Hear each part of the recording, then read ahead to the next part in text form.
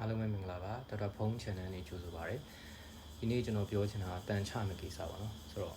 ဘယ်လိုလူတွေချမလဲဘာကြောင့်ချတင်လဲမချရင်ဘာဆိုးကျိုးတွေရှိမလဲဒါတွေတစ်ချက်ပြောပြမယ်ပထမဆုံးတန်က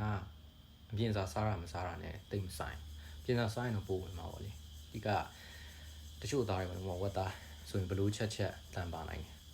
ဝက်ဥပိုဆိုးတယ်ဝက်သားတုပ်ထိုးတွေတအားဆိုးတာပေါ့နောက်တစ်ခုကကျတော့ဒီဆူရှီအဲ့လိုအစိမ်းနေဆိုလို့ရှိရင်ငါးအစိမ်းနေဆိုလို့ရှိရင်လည်းပါနိုင်တယ်။နောက်ပြင်စာစားရဲဆိုရင်ဒီအေးရဲ့စားရဲပေါ့နော်အတုပ်တွေဒါမျိုးတွေဆိုလို့ရှိရင်ပါလာနိုင်တယ်။တန်မချရင်ဘာဖြစ်လဲဆိုတော့ကလေးငယ်ငယ်လေးတွေဆိုရင်တော့နည်းနည်းသူတို့ရဲ့ development မှာကြီးထွားမှု growth ကနည်းနည်းလေးနှီးတတ်တယ်။ထင်သလောက်မထွားလာတာမျိုးတွေဖြစ်တတ်တယ်။လုံးဝတန်မချရင်တအားဆိုးတဲ့ case တွေဆိုလို့ရှိရင်တော့ဒီပြန်အန်ထွက်တာမျိုးတန်နေပြန်အန်ထွက်တာမျိုးဒါကတော့တအားနောက်ဆုံးအဆင့်တွေပေါ့နော်ဖြစ်နိုင်တယ်လုံးဝတန်မချဘူးပြီးတော့ဒီ hygiene နဲ့တော်တော်လေးကိုမကောင်းဆိုလို့ရှိရင်ဒါဖြစ်နိုင်တယ်နောက်တစ်ခုကကြတော့တန်ရှိရင်ခန္ဓာကိုယ်က allergic ဖြစ်လွယ်တယ်အဲ့တော့ allergic မှာမျိုးစုံရှိတယ်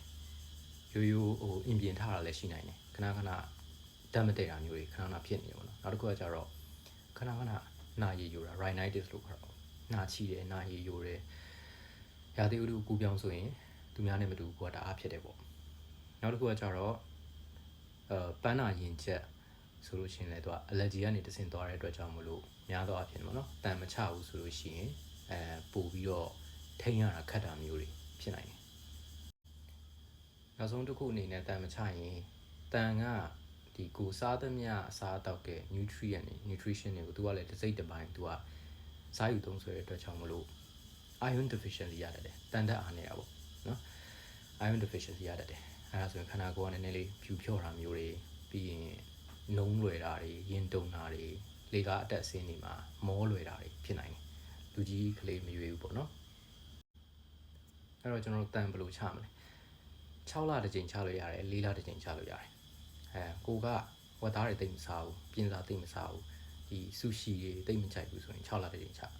အဲ့လိုမဟုတ်ဘူးခုနကပြောတဲ့ဟာတွေအရန်ကြိုက်တယ်ခဏစားဖြစ်တယ်ဆိုရင်တော့4လတစ်ကြိမ်ချမယ်ကလေးရောလူကြီးရောချလို့ရတယ်ကလေးချမယ်ဆိုရင်တော့ကလေးဆရာဝန်နဲ့အရင်ဆုံးတိုင်ပင်တင်တယ်ပေါ့ဒါမှမဟုတ်လေကိုပြနေကြဆရာဝန်နဲ့တိုင်ပင်တင်တယ်ပေါ့ညာတော့ပြင်တော့သူတို့အရေးလေးတွေပြီးတယ်ချောင်းဆုပ်ပျောက်ဆေးလိုမျိုးပေါ့နော်လူကြီးကတော့အခဲပေါ့နောက်ပိုင်းဆေးတွေကတော့ဝါးစရာမလိုဘူး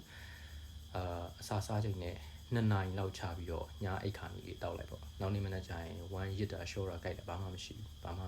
အလုံးမပြတ်ဘူးပေါ့နော်ပြောချင်တာ